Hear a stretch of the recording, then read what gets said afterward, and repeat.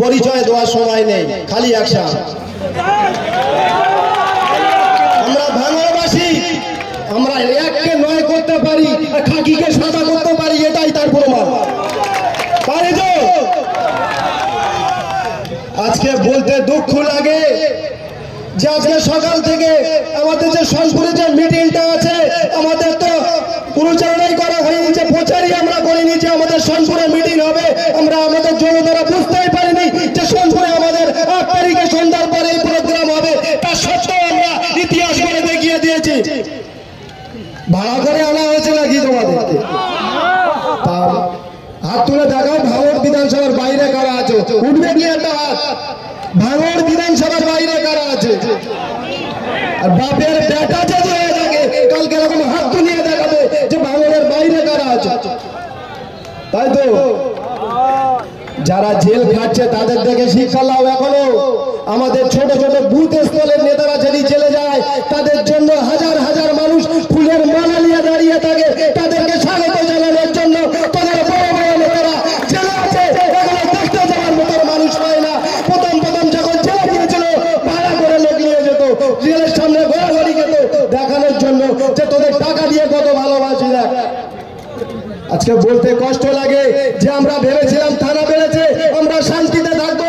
আজকে যখন মিছিলে আসার জন্য, মিটিংয়ে আসার জন্য বাংলা থেকে একটা র্যালি ছাড়া হয়েছিল, সেই গাড়িতে ছোট্ট ছোট্ট বাচ্চারা ছিল।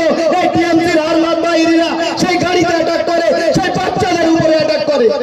এরা কোন লেভেলের শয়তান? আমাদের নেতার নাম নওশাদ সিদ্দিকী। একটা কথা তোমরা কান খুলে জেনে রাখো যে তোমরা ইঞ্জিরি রিপোর্টটা করেছো, আমাদের মাথা ফেটে গিয়েছে, আমাদের কান ফেটে গিয়েছে। নওশাদ সিদ্দিকীর হাতে 5 টাকার পেন আছে, খালি আসতে যা সময় থানায় গিয়ে কলমের খোঁচা দিয়ে দেখবো আমরা তোমাদের কতটা ইঞ্জুরি হয়েছে। তোমরা 13 বছরে এত উন্নতি করেছো, দেওয়ালে লেখা টোটাল পশ্চিম বাংলায় দেওয়ালে দেখবে খালি ভান্ডার রেখে রেখেছে। ভান্ডার তো এত উন্নয়ন করেছে, খালি দেওয়ালে দেওয়ালে ভান্ডার রেখেছে, আর কিছু আনার ক্ষমতা ওদের হয়নি। 13 বছর ধরে শিক্ষা চুরি করেছে। এদের এই শিক্ষা চোর আজকে কম বেশি 26,000-এর বেশি। যখন শিক্ষকরা বাতিল হয়েছে তার জন্য এদের চিন্তার ঘুম হারাম হয়ে গিয়েছে। কিন্তু এটা চিন্তা করলে হবে না ভাই।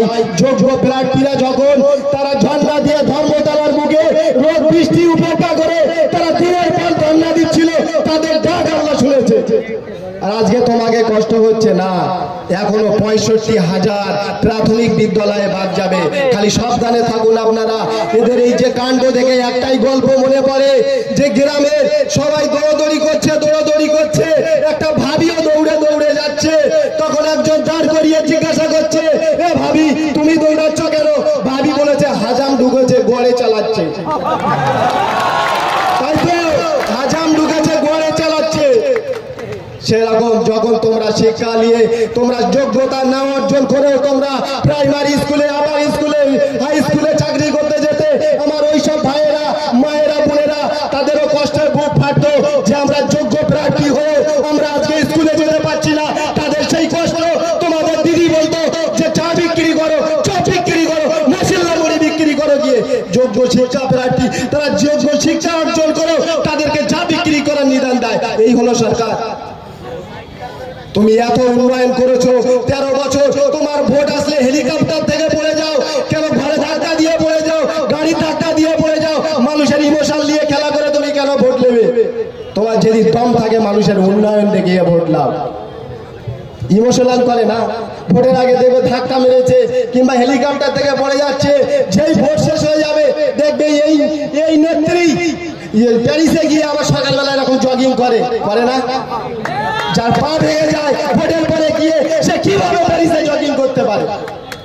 সম্পূর্ণ মানুষকে বোকা বানানো হচ্ছে। তাই বলবো ঘুমানোর সময় নেই, জেগে যাও। যদি এই শয়তানদেরকে তাড়ানো এই সুযোগ আর তোমরা পাবে না। যদি আবারও সেই ভুল করো, আবার 5 বছরে আমাদের ভুগতে হবে, আমাদের সন্তানদের ভুগতে হবে, আমাদের মায়েদের ভোগ করতে হবে, আমাদের ছেলেদের ভোগ করতে হবে। জোটবদ্ধ হতে হবে, ঐক্যবদ্ধ হতে হবে, এই শয়তানদের তাড়াতে হবে। পারবো তো? চাই যত জেল কাটতে আমরা প্রস্তুত আছি, যত মার খেতে প্রস্তুত আছি। তবে একটা কথা শুনে রাখো, যদি 72 দিন জেল কেটে থাকি, আমার উসমান ভাই যদি 135 দিন জেল কেটে থাকে 35 মাস ঘরের বাইরে রেখে দেবো, আজকে জবান দিয়ে গেলাম, তাই তো 135 মাস তোমাদের ঘরের বাইরে রেখে দেবো।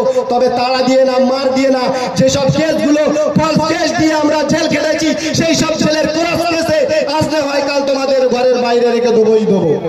কেন? তোমরা তো চোর, তোমরা তো পুলিশ থেকে পালায় না, জানলা ভেঙে পালায় না, পুকুরে ঝাঁপ দেয় না, ফোন ফেলে দেয় না, বুকের পাটা থেকে নওশাদ সিদ্দিকীর মতো কম্বল নিয়ে ঢোকাতে নাই, তাই তো? চোর না পালাচ্ছ কেন? বুকের পাটা থেকে থানায় ঢুকে থাকা নওশাদ সিদ্দিকী শীতের সময় কম্বল নিয়ে ঘরে, গরমের সময় বিচল নিয়ে ঘরে, মশারি নিয়ে ঘরে, তোমাদের মতো চোর না। আজ একটা মানুষ তার রাজিত্ব ছেড়ে দিয়ে তার সোনার চামচ মুখে দিয়ে যে জন্ম নিয়েছে সেই সব কথা না চিন্তা করে আমাদের সাধারণ মানুষের ঘুম হারাম করে দিয়েছে, সেই কথা চিন্তা করে আজ নওশাদ সিদ্দিকী ভাইজান দিনের পর দিন পশ্চিম বাংলার গলিতে গলিতে ছুটে চলেছে। কি প্রয়োজন ছিল তার? বিজিবির থেকে পয়সা নিয়েছে আমার ভাইজান, বলতে একটু লজ্জা করে না তোদের? আমার ভাইজান যদি এখানে দাঁড়িয়ে চাঁদা কালেকশন করে, আশা করে বলতে পারি কয়েক লাখ টাকা চাঁদা কালেকশন করে দেবে, পারবে তো? ক্ষমতা থাকে একদিন এরকম মিটিং করে, দম থাকে তো কারুর পকেট থেকে 10টা টাকা বার করে দেখাস, তখন বলবো তুই বাপের বেটা। যার বাপের প্রতি কনফিডেন্স না থাকে সেই লোক তো বলে বাপের বেটা, ঠিক তো? আজকে কোন দুঃখে এত কষ্ট বার হয় না?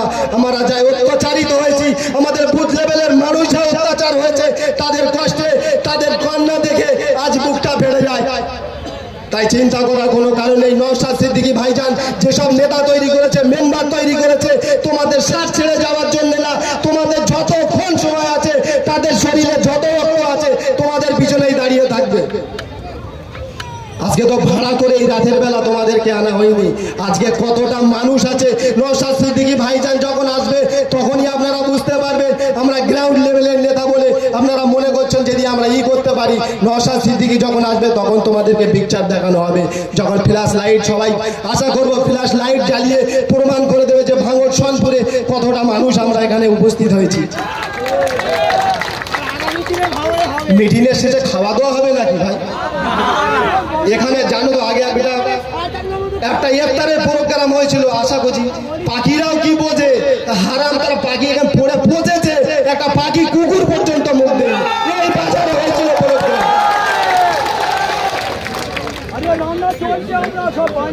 তাই এখনো বলছি, মায়েদের বলছি যে ভয় পেলে হবে না, যাক না, ওদের গুলিতে যদি আমার জাহান লেখা থাকে, কারুর বাপের ক্ষমতা নেই আমার বাঁচিয়ে রাখার, ওদের গুলিতে যদি আমার জাহান লেখা থাকে, ওদের বাপের ক্ষমতা নেই আমার জাহান নেওয়া। সবাই বলছে না যে একজন জেলে গেলে পুরো নীল হয়ে যাবে, আমি বলছি জেলে না যাক, আমাদের সামনেই যাবো, ভাঙড়ে লড়াই করুক, যদি বাপের বেটা হয় 26-এ তুমি ভাঙড়ে দাঁড়িয়ে দেখাবে। আমরা আমাদের ভিতর থেকে নওশাদ সিদ্দিকী না, সাধারণ যে কোনো আপনাদের আগে দান করিয়ে দেবো, তোমাকে রসগোল্লা খাইয়ে বাড়ি পাঠিয়ে দেবো, আচার হচ্ছে, পারবো তো? আমরা ভাঙড়বাসী, আমরা সব পারি, আমরা হিরোকে জিরো করতে পারি, জিরোকে হিরো বানাতে পারি, ওটা ওনার শিক্ষা নেওয়ার বাকি আছে। তাই দিদি ভেবেছিল যে ভাঙড়ের বুকে, ভাঙড় কলেজে এমন একজনকে শিক্ষা করতে পাঠাও, ও জানে না এই ভাঙড়ের বুকে আমাদের মতো প্রিন্সিপালরা বাস করে, আমাদের রাজনাদির মতো প্রিন্সিপাল থাকে, যে তোমার সময় পেলে পড়াশোনা করলে ঠিক টাইমে তোমার চামড়াও গুটিয়ে দিত। নওশাদ সিদ্দিকী শেখায় যে ভারতা বজায় রাখো, স্কুলে না পড়া করলেও একদিন ছাড়া দুদিন তাকে শেখাও, তাকে বোঝাও, যেদিন না পড়া করে তারা তুমি কি করবে, সে তো পরীক্ষার সময় গিয়ে ফেলই করবে। সেই জন্য বলছি আমরা মারপিটের রাজনীতি না করে আগামী দিন সেই পরীক্ষার অপেক্ষা করছি, 2026 সালে ওকে জিরো করে বাড়ি পাঠাবো। আর যদি জেলে যায় চুনোপুটি নেতারা সাবধান হয়ে থাকো, তোমাদের অবস্থা কি হবে। আজকে যে ঝাঁপ দেখাতে তোমরা আজকের এই দম্ভ দেখিয়ে বেড়াচ্ছ, সামান্য কিছু হলেই থানাকে ভয় দেখাচ্ছ। এখন ক্যালকাটা পুলিশ কিছু না হলে তোরা চেষ্টা তো নিচ্ছে, আমরা এইটাই শান্তি। আগে তো আমরা থানায় যেতে ভয় করতাম, এখন তো বুক ফুলিয়ে থানায় যায়। পুলিশ মানে তাদের আল্লাহ এমন একটা চোখ দিয়েছে, তারা হারাম আর হালাল বুঝতে পারে, কোনটা হারামির বাচ্চা আর কোনটা সঠিক বাচ্চা পুলিশের সামনে গেলে পুলিশ বলে দিতে পারে। কিন্তু পুলিশের হাতটা বাঁধা। যখন 14 দিন সিআইডি পিজিতে ছিলাম, সিআইডি পিজি ভাই একটা খবরের সমান, তখন প্রত্যেকটা অফিসার বলতো আজকে যে কষ্টটা তোরা করছিস একদিন না একদিন তার ফল পাবে।